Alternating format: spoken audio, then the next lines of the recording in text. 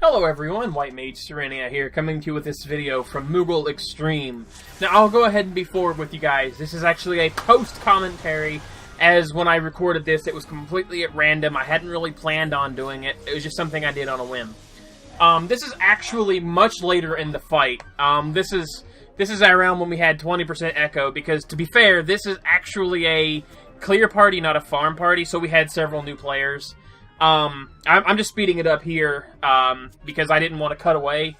I don't know why. I'm just weird like that. I don't like cutting away sometimes, so I just decided to speed it up. All we were doing was going over some of the strategies for the newer players and things like that. So, again, like I said, we had rusty players, we had, new players who didn't quite get the fight. And like I said, this was after we had like 20% echo and everyone finally had a grasp on the fight. I will be posting the full unedited version, overnight tonight, in case you guys wanted to see that. It'll be unlisted, but this video will probably contain a link to that in case you wanted to see it. Now, I'm not the world's greatest at making guides or anything like that, so don't consider this a guide. It's just me commentating over it as I watch it back through, watch the playback here. I randomly decided to help DPS on the first phase here because I just thought it might help. I don't normally do that, even though maybe I should try to get into the habit of weaving in DPS a little bit more. I don't know.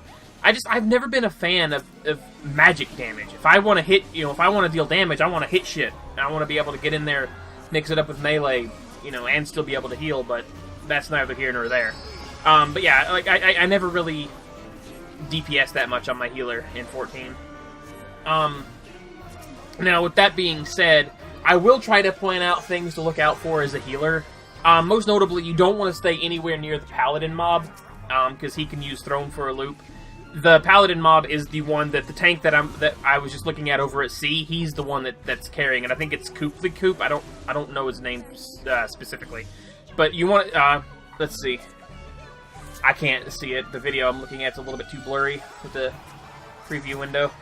But either way, it's the Paladin mob, it's the one with the sword and shield. You want to stay away from him as a healer, so you kind of want to just weave in and out and just try to get close to the healer that has the Paladin tank.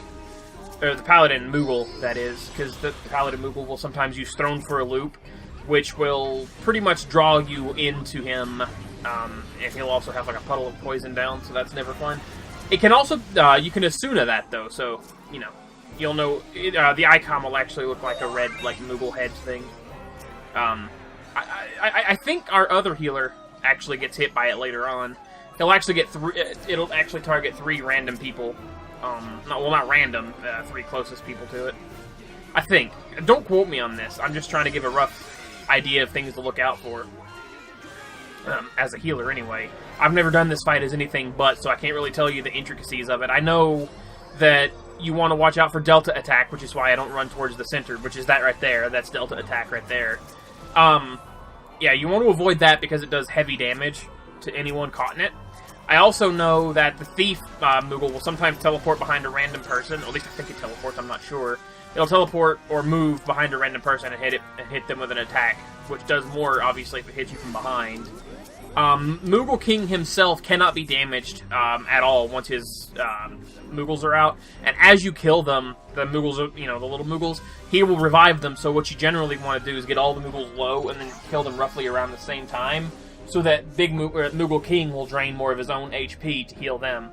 I think you do this for 2 or 3 cycles. When the Black Mage starts casting Palm Flare, which you see there, I think you have to hit it a certain number of times. This is a big one. The icon right there that the Dragoon has, that just got Asuna'd, you want to get rid of that ASAP when you see the ground grow blue like that, else they'll just die right here to Moogle go round. I don't know if I'll be able to highlight that a little bit better, but I can always try when I go back to the playback and try to use my voice as a reminder. I might do that. Try to at least highlight the icon. But it's one you want to look out for because you don't really have a lot of time to get rid of it, so you want to always pay attention to what status effects they have as a healer. I mean, as a healer, that should be second nature, really, but you get the idea. Just keep an eye on for that. Other than that, there's really not much to say about it from a healer's perspective, honestly. Just keep your tanks alive, use regen and cures where necessary. Make sure you don't stay anywhere near the Paladin mob.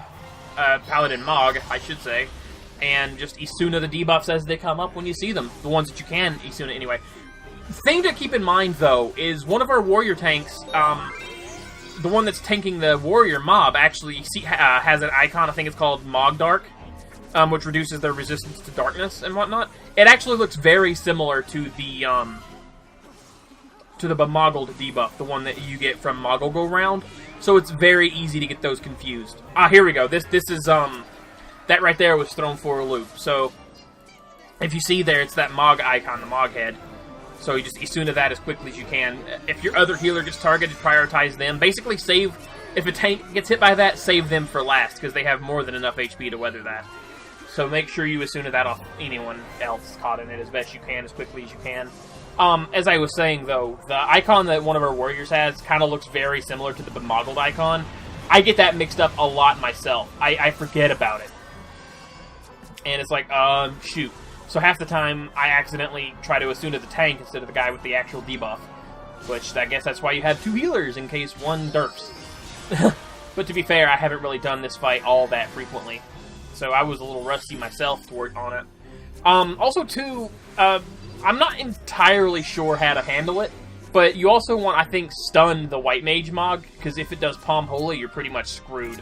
Also, our other warrior kept disconnecting, which really sucked because it kept screwing with our limit break.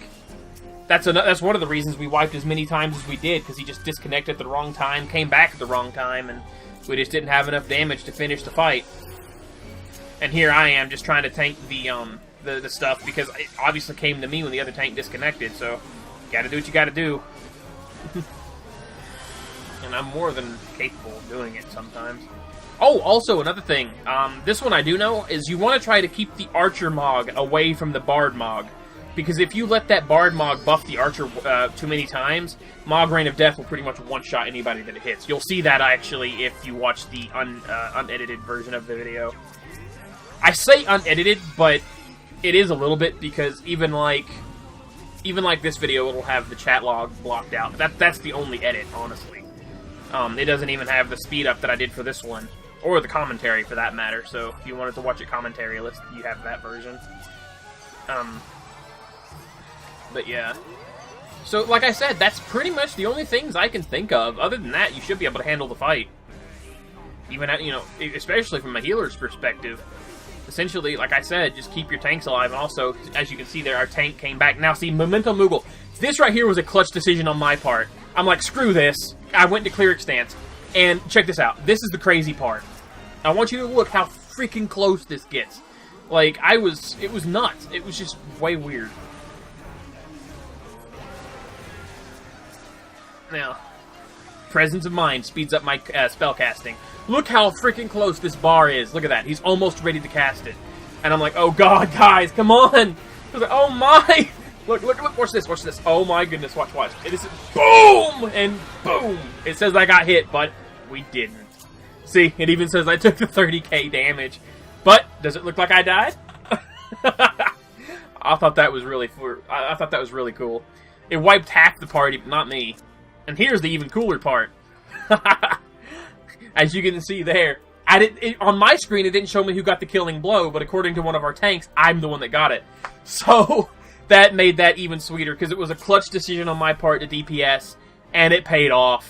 And grats to everyone who needed to win. Holy crap, this was a fun experience. Not that I haven't cleared Moogle Extreme before, I have, but it was rough when I haven't done it in a while, and we had several new people and whatnot. Oh, well, and the DCs too, that didn't help, especially with costing us the LB. But all in all, hey, you work with what you gotta work with, you know? Not every run's gonna be perfect. Well, guys, I ran out of video because I talked too much, but I'll just say, you know, this is extra bit, but thank you so much for watching, guys. Stay tuned for the, unedited version if that's your cup of tea. Anyway, guys, thank you so much for watching. White Mage Serenia, signing off.